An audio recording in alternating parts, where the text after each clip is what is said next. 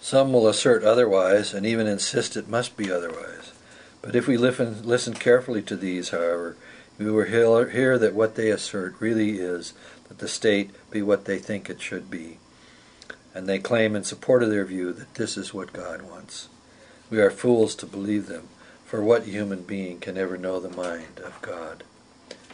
We can know parts of the mind of God, however. If we gain some of this knowledge, the better we understand the creation itself. We gain other parts by better appreciation of ourselves, for we too are part of the creation. Yet our freedom grants us our own sphere of creativity, and this, in its broadest sense, is what we do that provides social order. We do this in two ways. The first way we do this is by self-discipline. We rule ourselves first. I act in the outer world, and I act there upon others. I also act in my own gateway to the inner world, in my own soul. There I create thoughts, meaning, and understanding, knowledge in all its forms. There too I can be free. The second way we provide social order is through cooperation, or not. We either work together or we do not. This includes any one-to-one relationship, all family situations and work situations, as well as larger, more complex social forms, such as large social communities and nation-states. You participate in all these simultaneously and in complicated and differentiated ways. Christ gave us teachings entirely directed towards self-rule. There is no better advice than these teachings for the purposes of self-rule, not anywhere in the world. This is because of the divine love that is at the root of these teachings. Now don't get confused thinking I am putting the so-called Christian religion as superior to all other religions. Christ never suggested that. For example, he said, I am the way, the truth, and the life. He did not say I am the best way, or a certain belief, or a specific kind of life. He also said, in my Father's house are many mansions. If we practice his teachings, we will see directly with our own mind that such statements are meant to be inclusive, not exclusive. There is a Christian religion because human beings created it. God did not create it. If we follow a way in one of the included mansions or religions in the Father's house, and if we follow the truth, as against parochial institution religious dogmas and doctrines, we will come to true life. That is, his being encompasses and is all ways, all truth, and all life. He never urged us to judge other ways or other truths, but rather he asks us not to judge at all. Where conflict arises among people following different paths and religious doctrines, that is a human problem created by the absence of self-rule.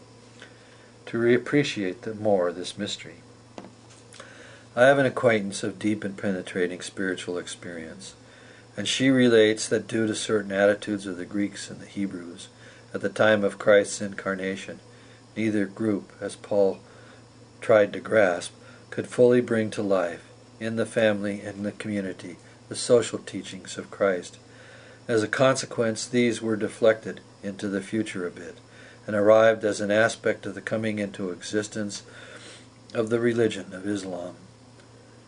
But because Western culture lives so lost in the beam in the mind's eye, it sees only the most flaws and degenerate aspects of that religious impulse. The true social life of the member of the Islamic faith is invisible, in part because it is consciously protected, that is, hidden. Would that those who think of themselves as Christians could be more open-minded and inclusive. The seeming clash of civilizations could take an entirely different course, for both the Muslim world and the Christian world have much to teach to each other. The idea of Christ, as taught in mostly so-called Christian institutional religious systems, is not the truth, as should be obvious by the exclusive nature of these systems. We are here striving to come to a real idea of Christ through participation and practice in the teachings he has given us to follow. We follow and build our house on rock, and then we will learn to truly see. This is why these collection of videos and writings are all made in relationship to the coming metamorphosis of Christianity.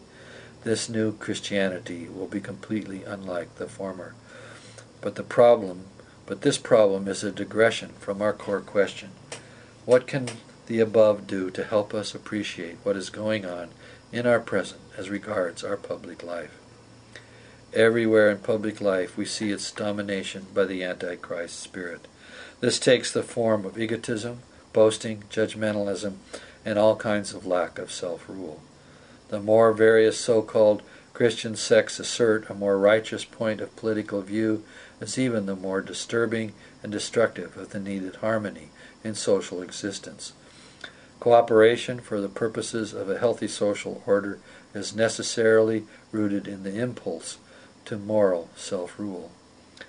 How often recently have we found that these leaders of the so-called Christians group that are really a mob, that these leaders through self-love throw stones at gay people, and these themselves turn out to be gay themselves. Lost in the beam in their judgmentalism of moral self-righteousness, individuals are unable to either learn to forgive themselves or others.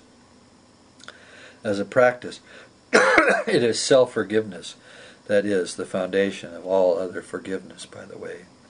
Remember, wash up the inside of the cup of the soul first if you want the outside to become clean.